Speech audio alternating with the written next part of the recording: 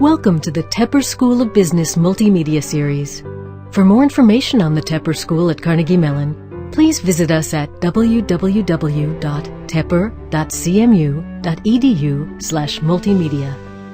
And now, here's your selected video. I just want to take a minute to introduce our special guest today. So obviously you're all here to hear from Mr. Ed Stack, the CEO of Dick's Sporting Goods. So just a little bit of background. He's been the CEO and chairman of Dick's since 1984 and has overseen some pretty remarkable growth from these 2 stores to over 600 stores now, and along with 80 stores, Golf Galaxy, and then 2 newer concepts, Field & Stream and True Runner, which some of you guys may have seen on Walnut Street. Also has been the recipient of some awards, a member of the National Sporting Goods Hall of Fame, and also serves on the board of the Pittsburgh Chamber of Commerce. So please give Mr. Stack a warm welcome.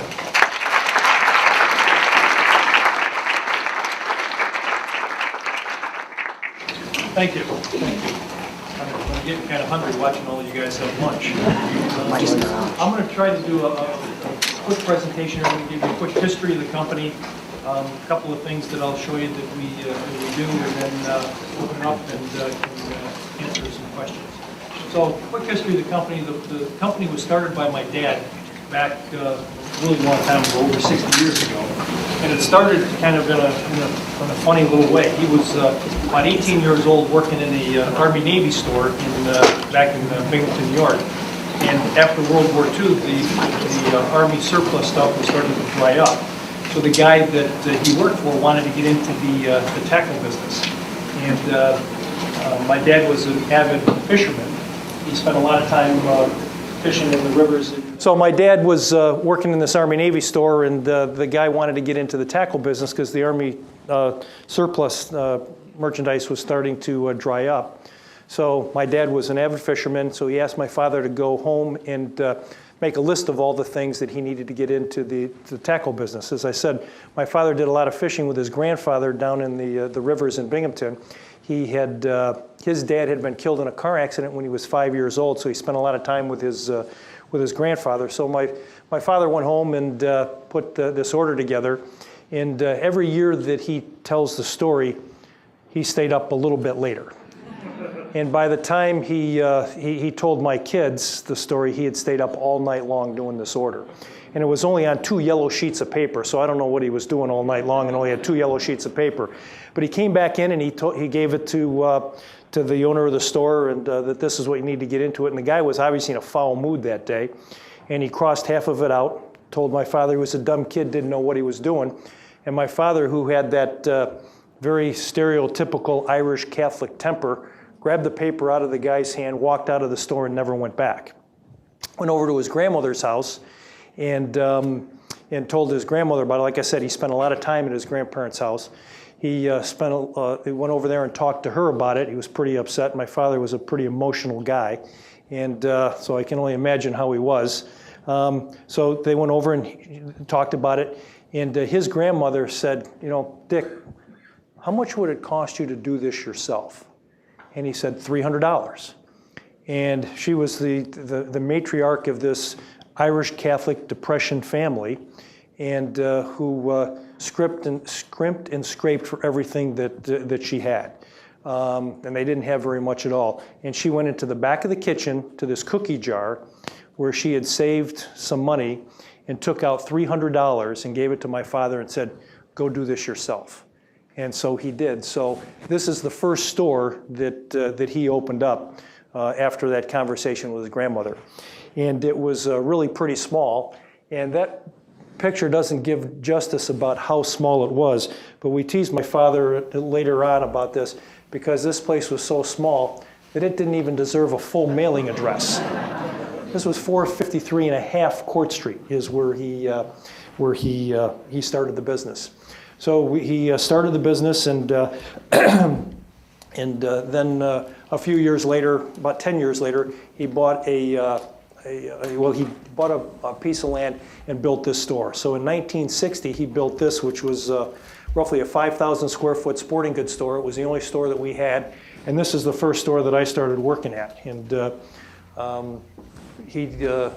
started this store, and I used to ride my bike there when I was 13 years old because he put me to work there when I was 13 years old because he was going to teach me responsibility. And so I'd work there. I worked there through junior high school when I wasn't playing baseball or football, and I worked through high school when I was there. And I often say, kind of tongue-in-cheek, that I hated every minute of it. Man, I wanted nothing to do with this business. I felt like I had it kind of shoved down my throat. And when I went out, my father didn't want me to go to college. He wanted me to just stay right here and work in the store. And when I wanted to go to college, he was really pretty upset. And didn't pay, paid for part of it, but wouldn't pay for it all. My mother really kind of pushed it so that I could go to college. Nobody else in my family had ever gone to college.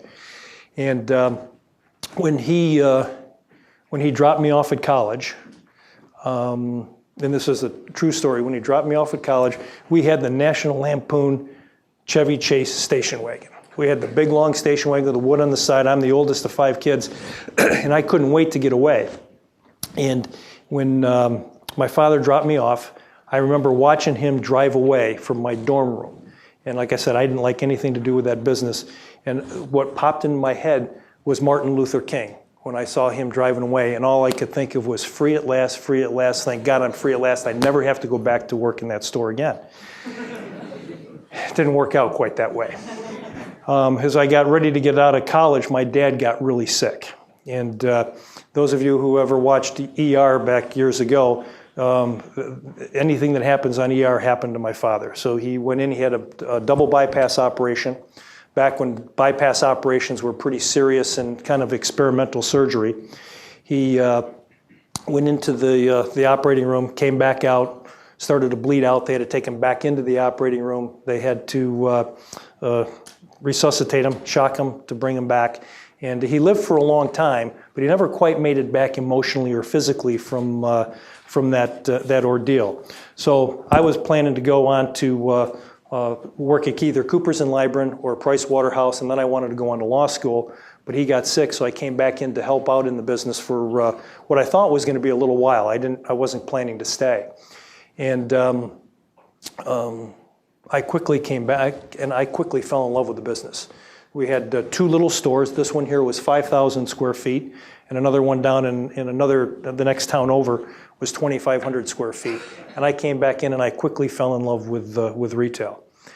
My father and I, as we would talk later in life, he and I had some pretty spirited conversations, as fathers and sons sometimes do. We had some pretty spirited conversations about what we would do with the business. We certainly had a different agenda of what we would do. And I often say that my father used to talk in incomplete sentences and one-syllable words, but there was no interpretation required for what he was saying. And one day we were having one of these spirited conversations, and he looked at me and put his finger in my face and talking in one-syllable words, and he looked at me and said, you think you're such a smart SOB. Not exactly what he said. You think you're such a smart SOB, you go down to the bank, get your own line of credit, and buy me out. So I was 24 years old, so that's what I did. I went down to the bank, I got a line of credit, came back and said, we're ready to go. And I quickly realized he wasn't quite ready to go yet. It took a couple more years for him to decide to do that. But in 1984, we bought my father out. And I was the oldest of 5. So bought him out. My siblings were still in either college or high school. So everybody, all of us kids bought my father out. I was the only one working in the business, but we all bought my father out. And we had some difficult times at that time. We were still a small company trying to grow. Got a little bit better. We started opening up, roughly 1 store a year. So I think this is the map. So this was the 2 stores in Binghamton.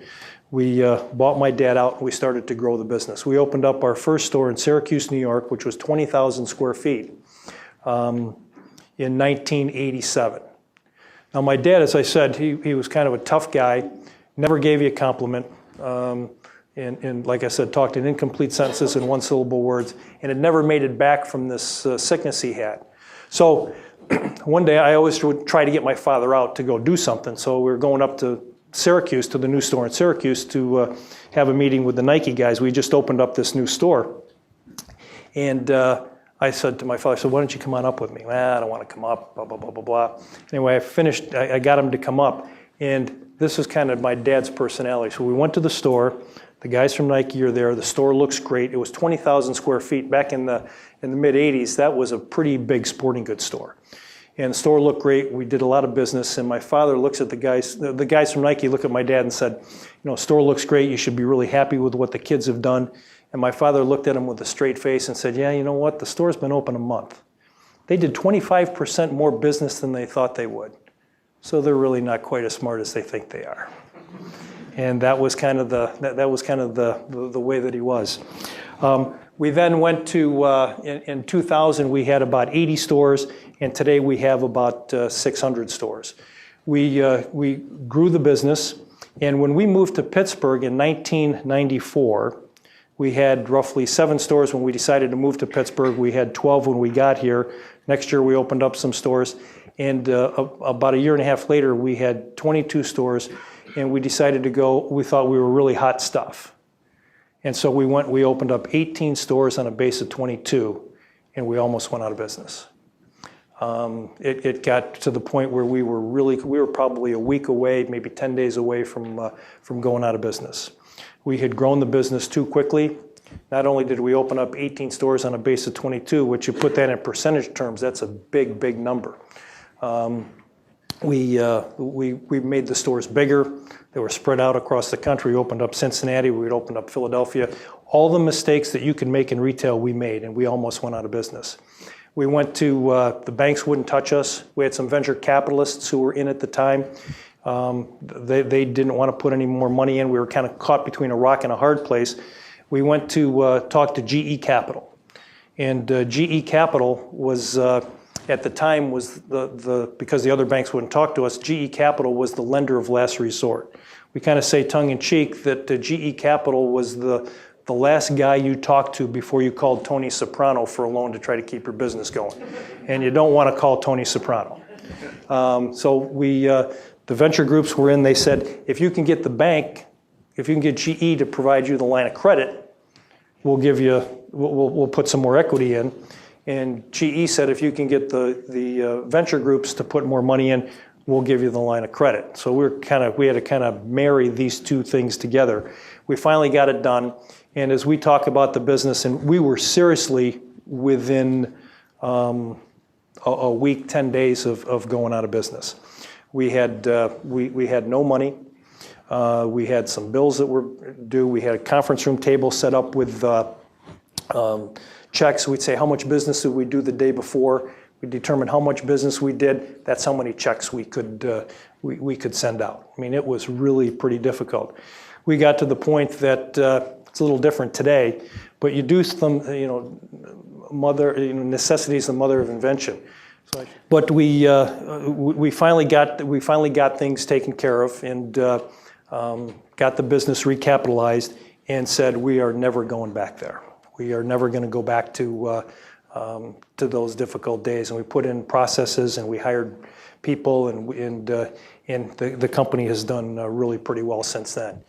In October of 2002, we took the company public.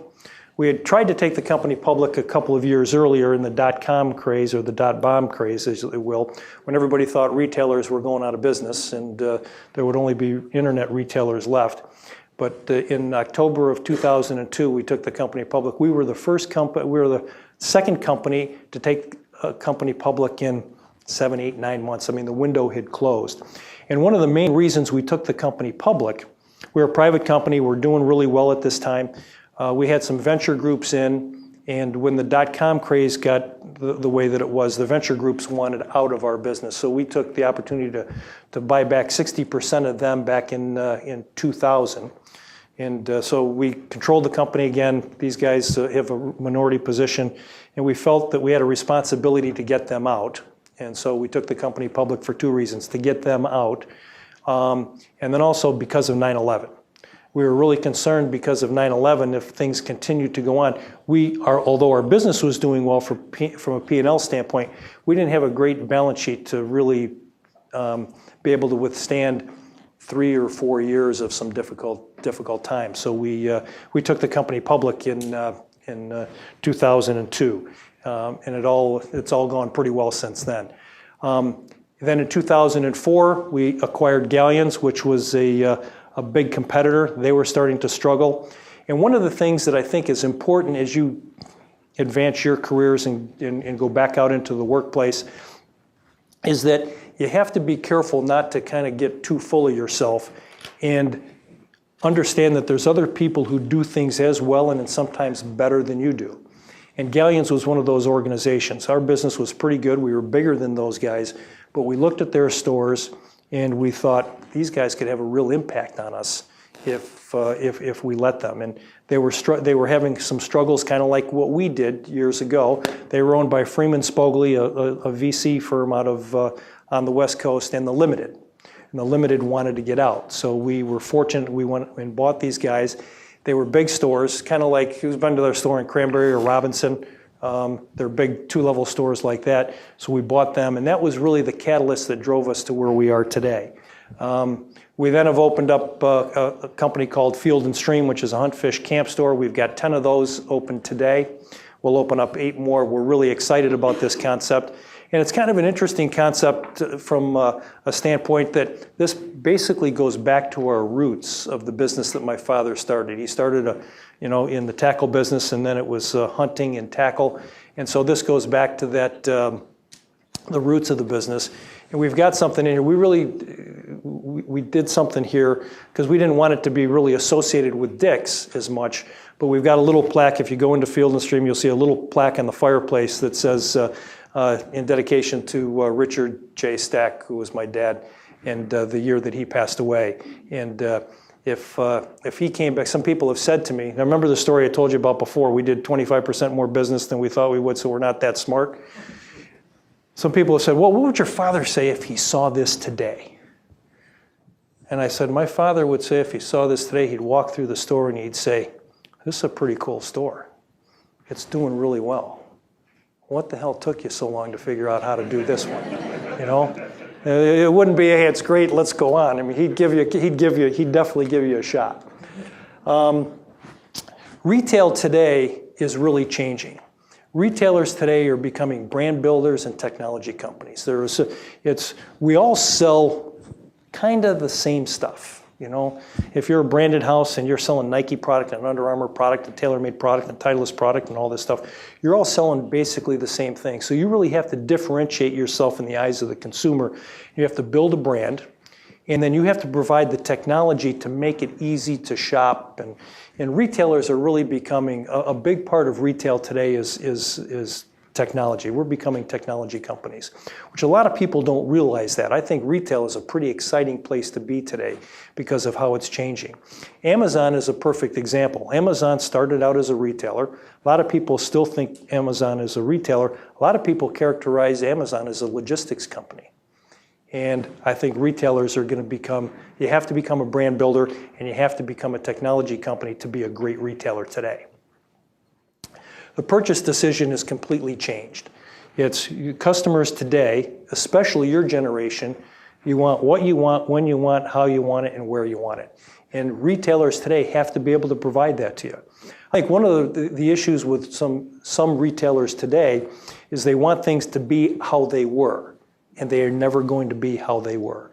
This is the new age, this is the new world. And retail changes from time to time, and we at retail are going through a really seismic change about how the customer shops. You know, we talked about how many stores do you have and how many stores should a retailer have. And I indicated to our group at one time, I pulled my phone out and I said, we have a store in everybody's pocket. And that's the way retail is today. And some people who don't think that, they're probably going to have a difficult time. So retail is changing, and retailers have to change in order to continue to thrive. Competition's changing. So this is the old model of competition. We had Sports Authority, Modell's Academy, a couple of other people that we would compete against. Today, we don't compete against just them. We compete against Amazon, Cabela's, soccer.com, baseball.com, all these different retailers. And what's really changed today, that retailers have to be really good at what they do. They have to be logistically sound to be able to get you the product when you want it. They have to be content sound to be able to make sure that you've got the product. You have to be logistically ready to be able to get the product where you want it, get the product into the stores or into the distribution centers, because it's all moving so quickly. And one of the things that from a competitive standpoint, it used to be we could go out and look at a piece of real estate in a mall or a strip center, be right in the middle of all that retail intensity where everybody's shopping, and you could outposition your competition based on your real estate. Today you can't. Today your competition is one click away. They can go and click and find the same product that you're selling, maybe at a different price. It's a click away. So retailers have to be really good today at what they do. And that's why you see some old line retailers today, such as Penny's, Sears, a couple of other ones, that aren't doing very well. You've got some other retailers that technology really changed how they do business. The book business, so Amazon started in the book business, and their primary competitive advantage was price. They then got to the technology and the way the consumer consumes that product on how you read books or listen to music changed. I mean, a lot of today you can buy a book, you can have 4 books sitting on your iPad, your reader, whatever. Most of us may never buy a CD again because you download it onto your device, and that's how we buy music today. That changed how a lot of retailers do business, and the retailers who haven't been able to change or modify themselves aren't here any longer. We at Dick's talk all the time about how we make sure that doesn't happen. There's retail in any business. It's good to have a healthy sense of paranoia because the world is changing so quickly that you need to be careful that you don't get caught and get whacked pretty good. What's changing today is even our partners are our competitors. So Nike is our biggest partner. They're also our biggest competitor.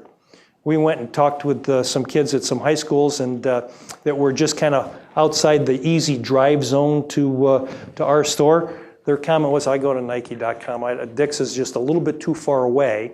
I just go to Nike.com or I go to UnderArmour.com to buy the product. So our partners, who we've really done a lot of things with over the years, are becoming one of our biggest competitors. Retailers today are in the entertainment business. You have to entertain the customers. We have to, I just got the 5-minute sign here. Retailers are in the entertainment business. So whether it's the Macy's Day Parade, the Victoria's Secrets fashion show that they do in December, the marathon that we run, retailers are really in the entertainment business today. And if you don't provide that entertainment as a point of differentiation, you're going to have a difficult time.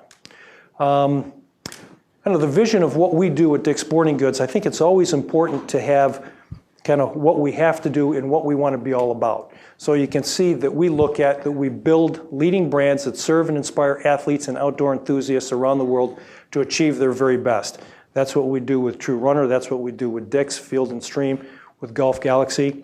We also have to understand the reality that we're in. We have to create value for our shareholders. So we articulate that we create value for our shareholders through the relentless improvement of everything we do. And every single day, we're talking about how we can improve. Because you can never, in this business, in any business, you can never just stand still. If you stand still, you're losing ground. And then we feel it's important we feel that it's important to give back to our community. So we try to have a lasting impact in our communities through sport. So what we do with our community youth programs and that, we think that that's all very important. We try to share and hire people who have the same core values as really good, true athletes. So we're driven, we're passionate, we're skilled at what we do, and we're committed to what we do. What's really important is we take a look at this and differentiate yourself in the world today, is you need to have a deep emotional commitment with your customer, your consumer. Amazon does that.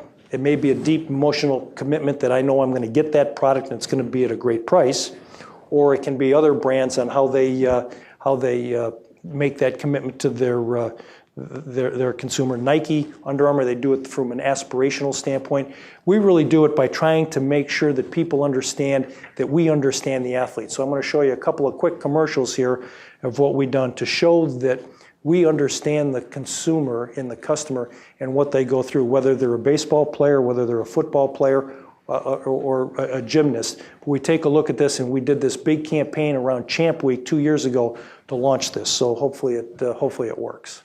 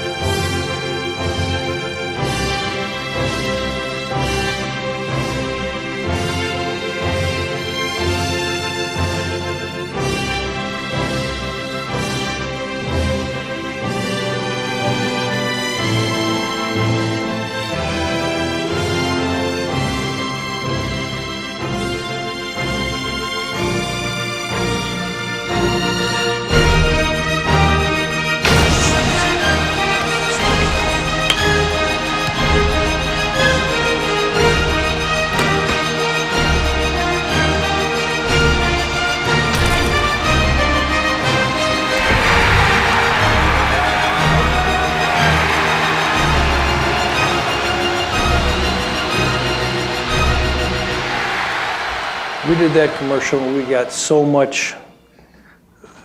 accolades for really understanding what that athlete is all about. We took a look at a couple of other ones too, and we wanted to have, and we've done this in baseball, we've done it in football, and I'm going to show you the football spot, and to show that kid who's playing football that we understand what goes on. Because there's times that in between plays, there's a lot going on in the field that we, if we're watching, don't really know. But the kid who really plays the game understands what's going on between plays, and we want people to really understand that we understand their sport. So this is called Every Snap.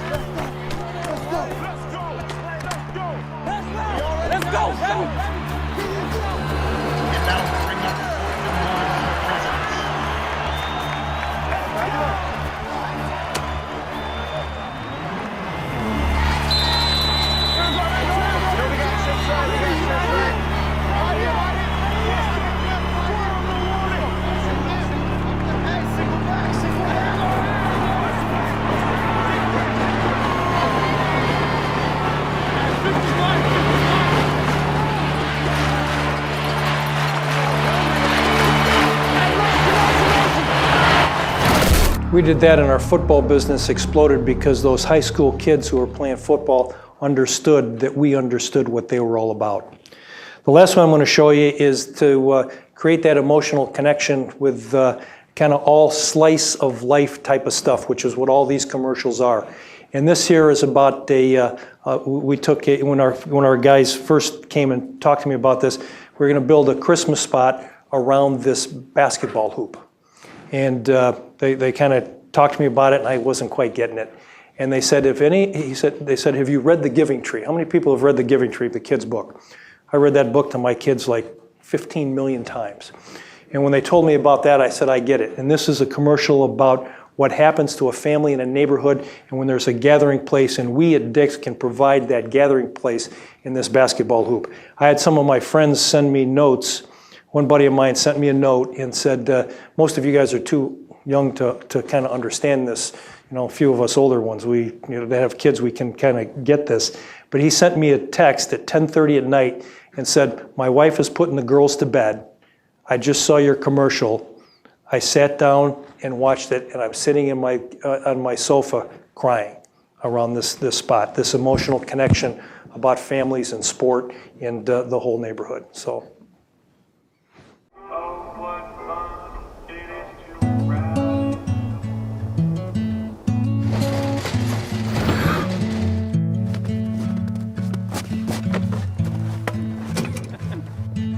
She was a good companion, eyes like the Grand Canyon. She was an American beauty.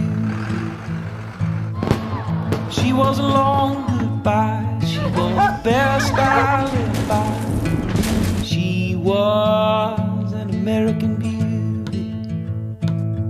With her wafers on in the summer sun, her touch felt like a loaded gun. Wish I had held her long. Wish I had held her long.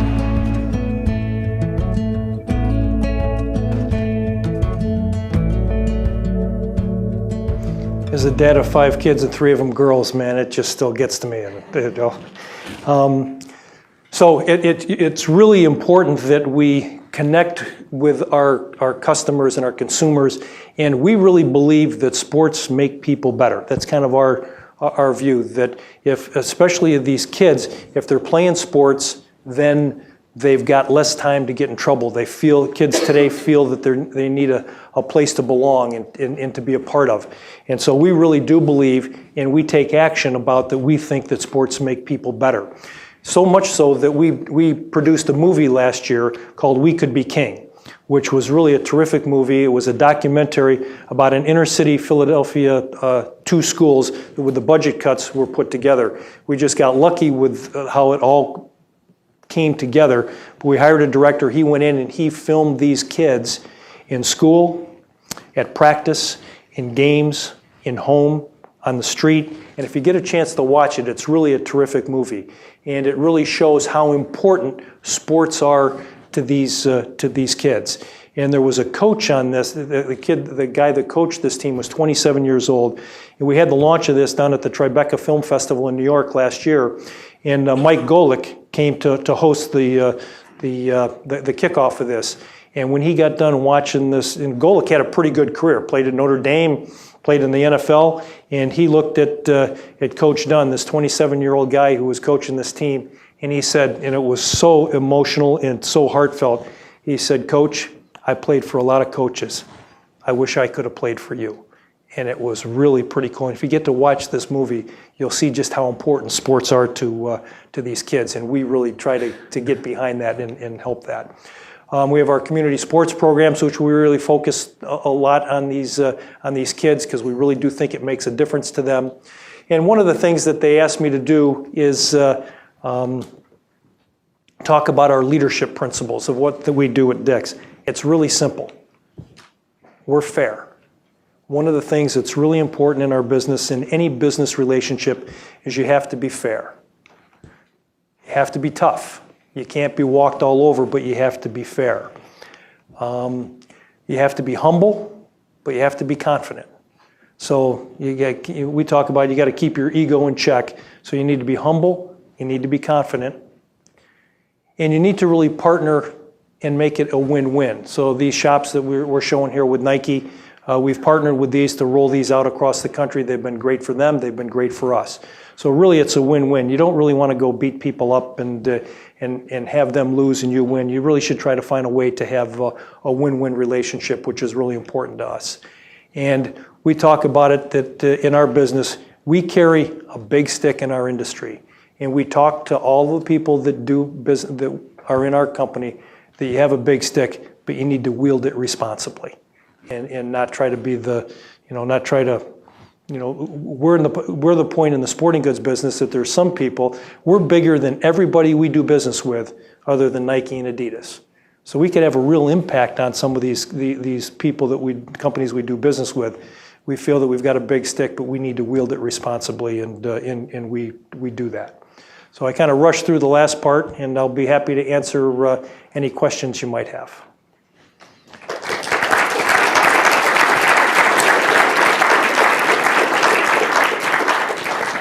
Any questions?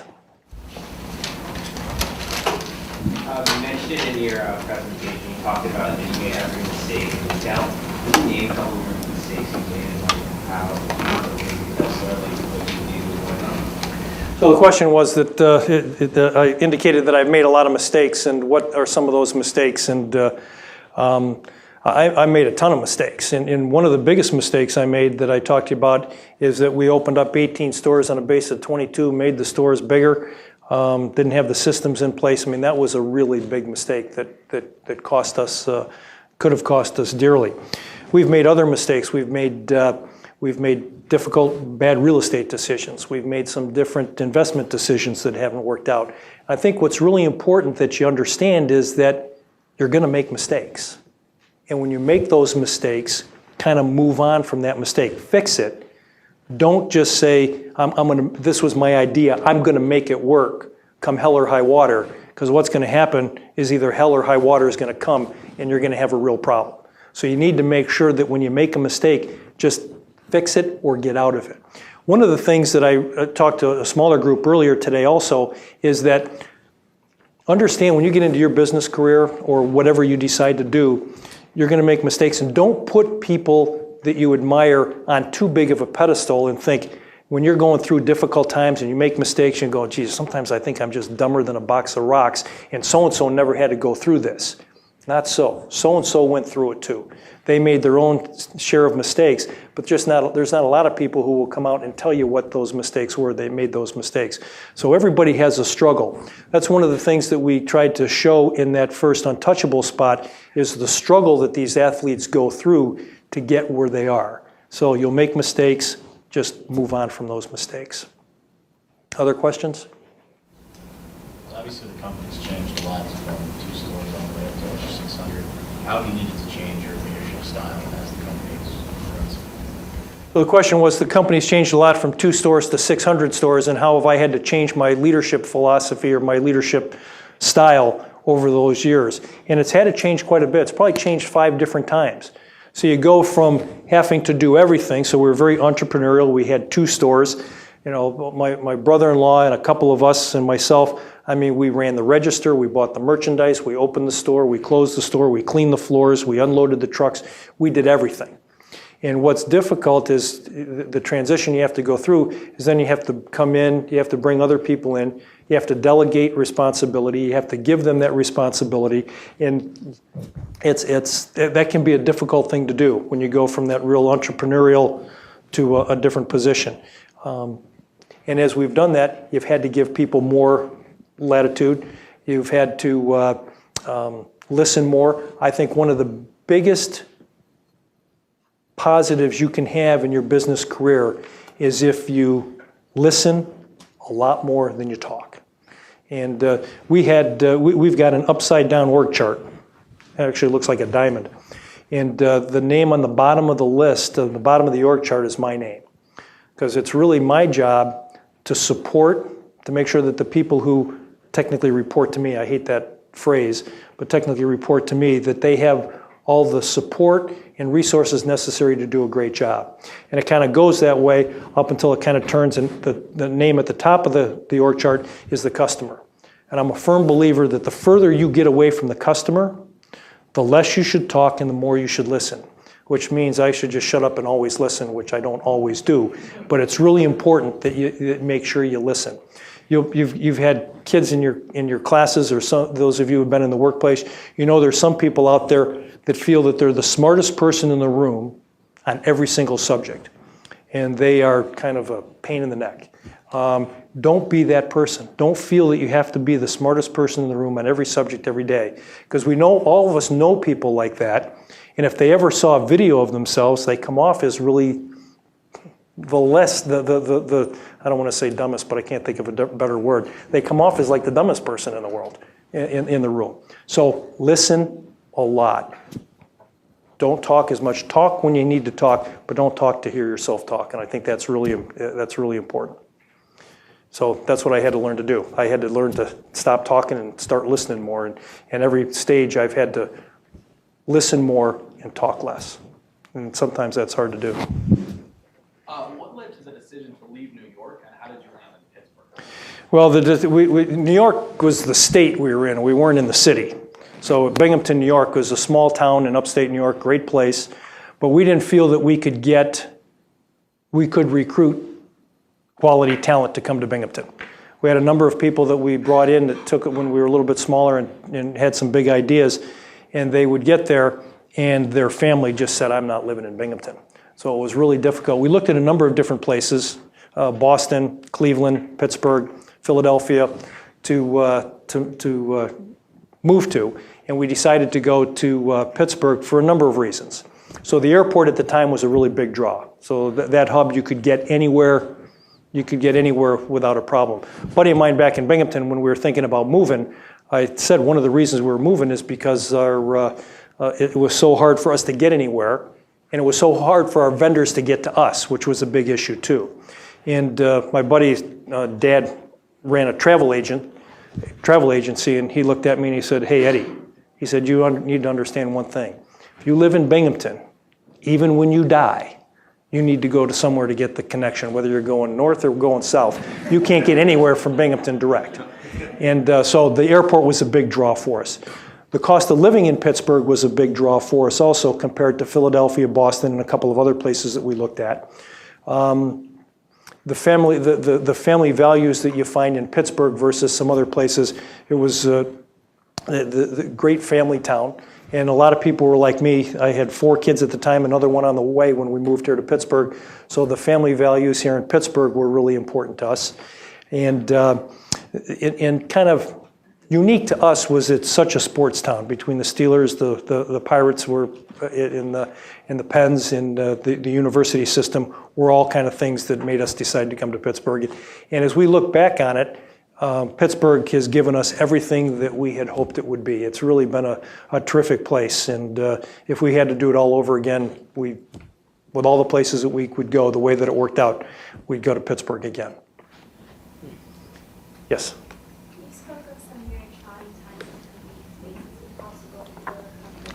During those times, how do you, as a leader, keep the people that work for you to have faith and confidence that you can get through it? How did you lead those people and persuade them? So the question was, we've gone through difficult times in the company and some pretty trying times, and how did I keep everybody together and lead through that? So there's a couple things. So you need to be humble, and you need to be confident. So I felt that we knew the issues that got us into the position that we were in, and we knew that we could fix those. So you have to communicate that. You need to talk to people. You need to bring them into the loop. And one thing you can't do is you can't lie to people. You got to acknowledge the fact of where we're at, because they know, they understand what it is. They look at the sales reports. They understand. They talk to vendors. They see what's going on. You need to be very honest with people and be able to communicate what the plan is to fix it. And if you have a credible plan and you're honest and you take people into your confidence and listen to them for their ideas, they'll stick around if you've got a credible plan. And fortunately we did. But it was difficult. During those difficult times, I don't think we lost anybody. I don't think anybody left. They stuck it out. They saw what the big picture, what was possible in the big picture, and they stuck around. So it was a great learning experience. As we take a look in hiring people today, we love to hire people who have what we characterize as scar tissue. We have a lot of scar tissue. Those tough times give you that scar tissue.